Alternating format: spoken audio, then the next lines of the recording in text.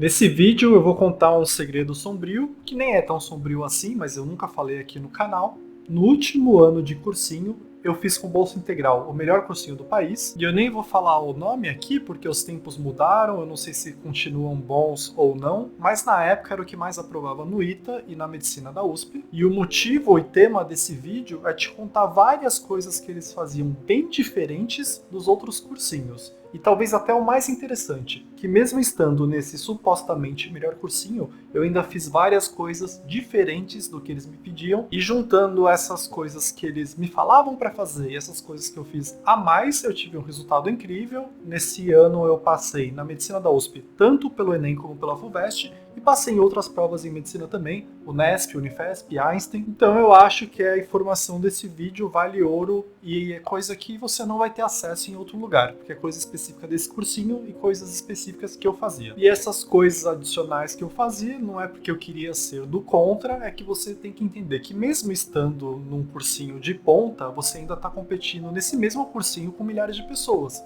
Se você fizer exatamente a mesma coisa que todo mundo faz nesse cursinho, você ainda não vai se destacar. Mas eu vou falar disso já já, porque a primeira parte do vídeo, então, vai ser para te contar as coisas diferentes desse cursinho em relação aos outros cursinhos, e isso já dá um diferencial absurdo. E na segunda parte do vídeo, eu vou te contar as coisas que eu fazia diferente do que eles pediam. Então vamos lá, eu separei 5 coisas que eu acho que esse cursinho fazia bem diferente dos outros que eu já tinha passado. A primeira delas é em relação a linguagens para o Enem. E ainda hoje, as pessoas não se tocaram que linguagens não é a mesma coisa que língua portuguesa. A prova de linguagens para o Enem é completamente diferente das provas de língua portuguesa dos outros vestibulares. Ontem mesmo eu fiz um teste de colocar numa inteligência artificial quais os assuntos principais de linguagens, e mesmo a inteligência artificial está completamente desatualizada. Quando eu coloquei isso lá, ela mostrou para mim interpretação de texto, gramática, literatura. Interpretação de texto, eu concordo, é a coisa mais importante para a prova de linguagens. Agora, gramática e literatura são coisas muito mais escassas na prova de linguagens do que outros temas que valem muito mais nota na prova de linguagens. Então, por exemplo, se você pegar o ranking de coisas que mais caem na prova de linguagens, você vai ver que o primeiro item é artes e expressão artística no Brasil. E logo em seguida você vai ter dois assuntos que são puramente de interpretação, mas interpretação de tecnologia e mundo globalizado, interpretação relacionada à saúde e esportes. Um pouco mais para baixo você vai ter um item só de interpretação também para preconceito e racismo. E aí você vai ter um monte de análise de texto, análise de poema, e você vai ver que os itens que são gramática e literatura estão mais para baixo. Cai um pouco de literatura, gramática quase não cai. Gramática é mais importante para a prova de redação. E aí o que esse cursinho fazia, que eu achava genial, uma sacada muito boa, é que ele dedicava uma aula inteira por semana à interpretação de texto. E aí nessa aula você via as questões de linguística, as questões de comunicação, você via as questões de funções da linguagem, e era uma aula inteira por semana que não tinha absolutamente nada a ver com gramática e literatura, e além disso tinha uma outra aula que era meio de redação, meio de questões sociais. Então tinha uma aula de redação para você aprender estrutura, mas tinha uma aula de redação para você ficar discutindo questões sociais, e por um acaso questões sociais, como você viu no ranking de linguagens, cai demais na prova. Então essa é a primeira coisa que esse cursinho fazia diferente dos outros, que era sempre um parzinho, literatura e gramática. Agora para Enem isso não faz sentido nenhum. Então o que você pode tirar disso que eu estou te falando? Interpretação de texto é algo excepcionalmente importante no Enem e você precisa fazer algo em relação a isso. Minha sugestão é, começa a ler coisas importantes, mais difíceis e relevantes para o Enem, porque não tem como ir bem no dia 1 se você não interpreta bem. Esse é o mínimo esperado da prova, e por um outro lado, se você interpreta muito bem, dá para você tirar uma nota boa sabendo pouco da matéria. E eu tenho um vídeo aqui no canal que eu destrincho linguagens para você, que é algo que não tem em outros canais que tratam linguagens como língua portuguesa. Eu vou deixar todos os links dos vídeos que eu for falando na descrição. Esse é um dos vídeos que as pessoas mais me agradecem depois do vestibular, depois você dá uma olhada. Então vamos para a segunda coisa que esse cursinho fazia, que na minha opinião vale a pena você saber. Esse cursinho tinha ciência e verbalizava para a gente que não bastava apenas estudar e fazer questão. Estudar e fazer questão é a base de tudo, mas tem várias outras coisas que você pode fazer adicionalmente que elevam um pouco a sua nota. Então, exemplificando isso de outra maneira, imagina assim, que duas pessoas que estudam a mesma coisa e fazem o mesmo número de questão, ambas tiram 140 acertos no Enem. Aí vamos supor que uma dessas pessoas começa a fazer umas coisas a mais, que não tem a ver mais com estudar e fazer questão.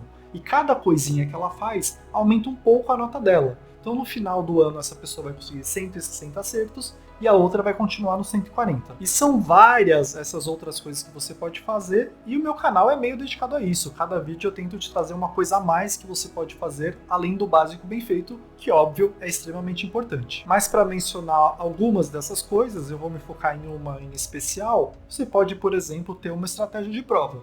É bem comprovado que uma pessoa que vai para a prova com uma estratégia de prova e sabe quais questões pular, que ordem fazer a prova, tem pontos a mais que a pessoa que vai sem uma estratégia de prova. Porque a pessoa sem uma estratégia de prova tem grande chance de não acabar a prova a tempo. E você percebe que isso não tem nada a ver com o tanto que você estudou e o tanto de questão que você fez? É uma outra dimensão. Outro exemplo, cuidar da saúde mental. Uma pessoa que chega super ansiosa e estressada na prova vai pior do que uma pessoa que chega zen na prova. Porque é bem mais difícil pensar e resolver uma questão se você não estiver concentrado naquele momento. Se você estiver pensando em várias outras coisas, se estiver com várias outras preocupações, se estiver inseguro. Isso também aumenta muito a nota, o estado que você está durante a prova. E aí a coisa que eu queria falar nessa segunda dica, que também afeta muito a nota e eu não tinha ideia antes desse cursinho, é sobre o comando da questão. E aí o comando da questão é a pergunta da questão. Toda questão do Enem vai ter um texto, a pergunta em si e as alternativas. E tem um monte de coisa que você precisa saber sobre comando.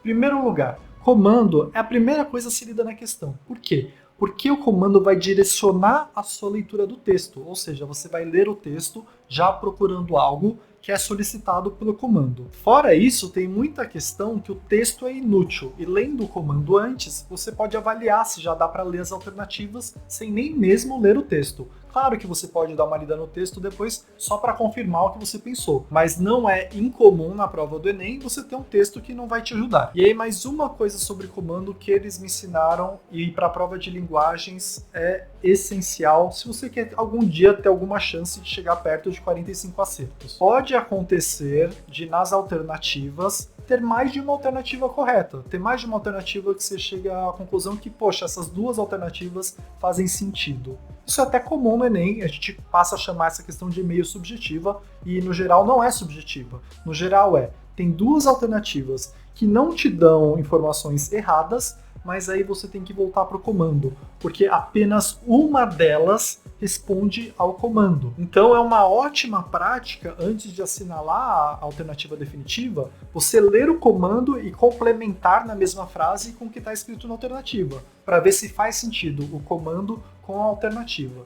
E tem mais uma coisa sobre comando que é legal, só que essa já é bem mais complexa e não daria para eu explicar em um vídeo só, mas está relacionado a padrões de comando. Então existem algumas estruturas básicas de comando e elas se repetem. E o lance de conhecer essas estruturas te dá uma vantagem de meio já saber o que a questão quer e já saber o que responder. Então ajuda bastante, mas é bem mais complexo do que daria para eu fazer nesse vídeo. Então eu vou deixar um outro vídeo meu também de linguagens que eu exploro essa questão de comando de forma bem aprofundada e tem até como você testar se aprendeu ou não, mas você vai para outro vídeo depois e dá uma olhada. E vamos para a terceira coisa que esse cursinho fazia que ajuda bastante.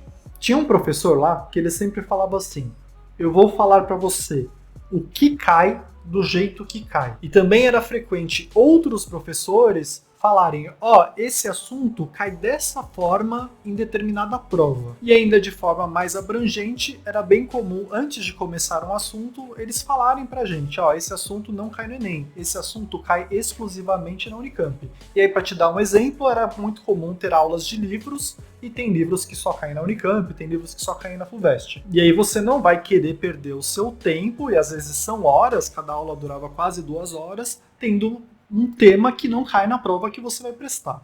Então, ao fazer isso que eles faziam, eu achava brilhante, porque tá te ajudando de várias formas sem nem você perceber. Em primeiro lugar, eles estão te passando uma confiança, né? Você fica mais seguro em ver aquela matéria sabendo que a chance de cair na sua prova é maior.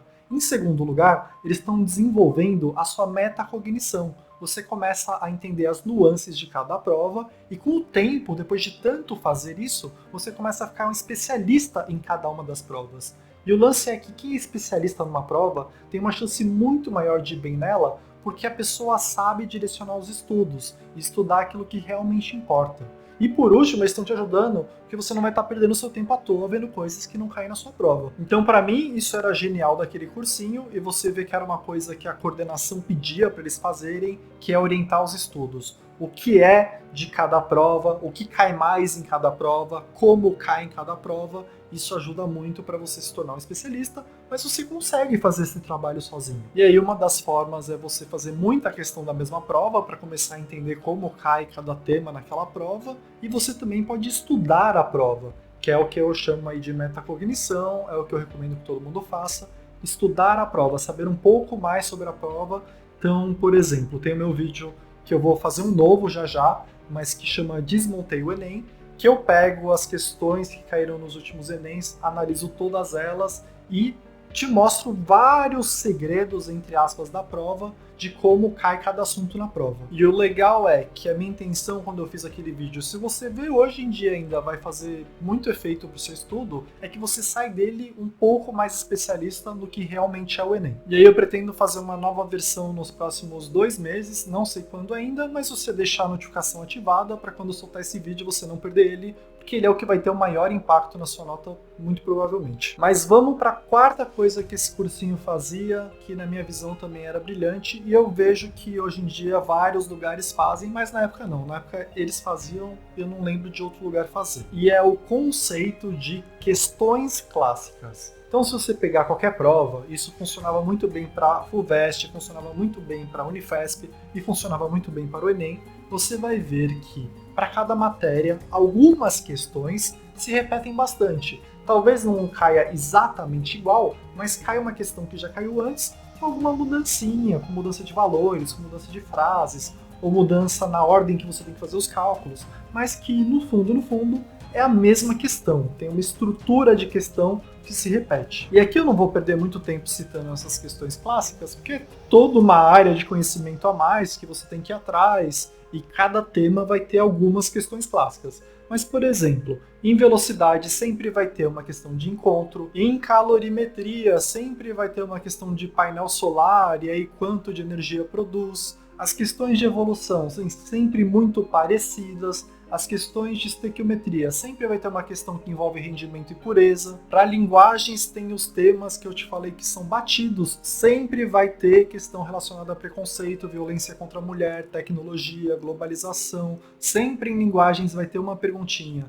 sobre gênero textual e uma perguntinha sobre função de linguagem. E aí qual que é o ponto dessa dica aí do que eles faziam? Se você começa a pensar em forma de questão clássica, se você coloca na sua cabeça que existe algo que são essas questões clássicas, que são algumas por tema, e que você tem uma chance de estudar elas, treinar elas, decorar elas e ficar bom nelas, você chega no dia da prova com grande parte da prova já resolvida antes mesmo de você chegar na prova. Lambert, então você está me dizendo que dá para eu chegar na prova, bater o olho e já saber a resposta. É isso que eu estou te falando. Se você começa a pensar em questão clássica, uma hora fica tão natural para você que você lê o comando e já sabe do que se trata. Fica muito mais rápido, a chance de errar é muito menor e são questões de graça, porque você treinou especificamente aquilo. E aí também daria para fazer vários vídeos só sobre esse assunto, dá para fazer várias questões de cada tema. Eu conheço um monte já, porque eu já estudei muito e já fiz muita prova.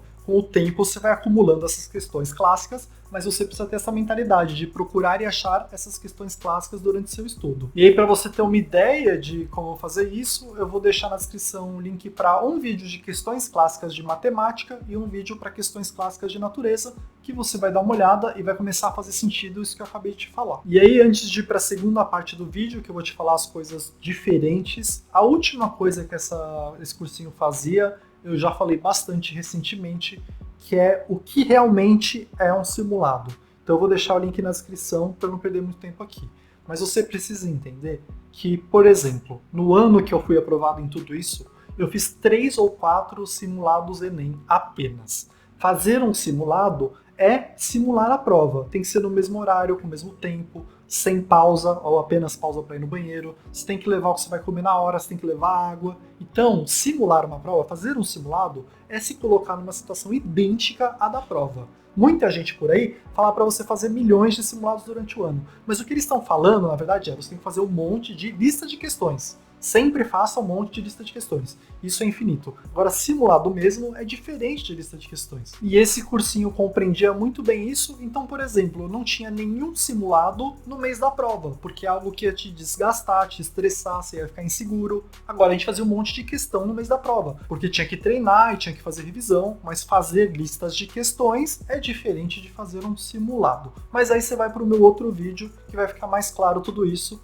que é uma diferença gritante para tudo que você vê na internet. Então beleza, eu já te falei aqui o que esse cursinho fazia diferente em relação aos outros cursinhos. Mas na minha visão, isso na época não bastava, porque mesmo nesse cursinho tinha milhares de pessoas concorrendo para pouquíssimas vagas. Então além de tudo isso, eu ainda tinha que fazer outras coisas. E é sobre isso que eu vou falar agora, na segunda parte do vídeo. E eu vou me focar em duas coisas, porque já está sendo informação demais e muita coisa nova para vocês, mas são duas coisas que você sair desse vídeo sabendo, eu estou bem satisfeito com o meu trabalho. Primeira coisa, você precisa colocar na sua cabeça que você é diferente das outras pessoas.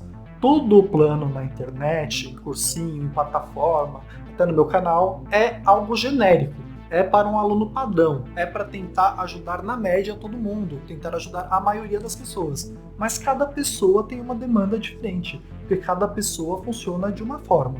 Então, por exemplo, eu estava fazendo aquele cursinho, supostamente o melhor. Mas na época de revisão, eu abandonei totalmente o cursinho, ia, sei lá, 1 hora por semana, 2 horas por semana, só para algumas aulas muito específicas. Porque, para mim, revisão é algo muito pessoal. As coisas que você tem facilidade para lembrar e as coisas que você esquece são diferentes das outras pessoas. Então seria uma perda total de tempo você fazer revisão daquelas coisas que você já sabe ou lembra. E você tem que se focar nas coisas que você não lembra e são importantes para a prova. E no aprendizado, tudo é assim. Cada pessoa aprende de uma forma. Tem gente que prefere videoaula longa, tem gente que prefere vídeo curto, tem gente que prefere ler um livro, tem gente que prefere ler a apostila de cursinho, tem gente que trabalha só com resumo, tem gente que aprende muito mais com questão, então faz mais rápido a teoria. Tem gente que precisa de uma nota absurda em natureza, então estuda 3 vezes mais natureza que as outras pessoas. Tem gente que já domina a redação 100%, então faz só de vez em quando. Tem gente que gosta de ver várias matérias na mesma semana, que é o meu caso. Tem gente que gosta de ver uma matéria por vez, uma por mês. Então, algo que você precisa compreender é que nenhum cursinho, plataforma, cronograma vai te aprovar no Enem. Quem vai te aprovar no Enem é você mesmo. E para fazer o melhor estudo possível, aprender da melhor forma, reter mais informação, você precisa personalizar o seu estudo. Você precisa ver o que você precisa estudar mais ou menos e quais formas você aprende melhor cada tópico, o tanto de revisão que você precisa fazer para cada tópico. Você precisa ir desenvolvendo essa independência. E aí eu tenho um vídeo que acho que pode te ajudar bastante nisso, que é o Evolução Enem, que eu falo para cada nível, para cada matéria e para cada dimensão do estudo, o que pode ser feito para melhorar um pouco a sua nota. Então você vai naquele vídeo e pode pegar para, por exemplo, história, eu preciso ir de 120 para 140, o que eu posso fazer?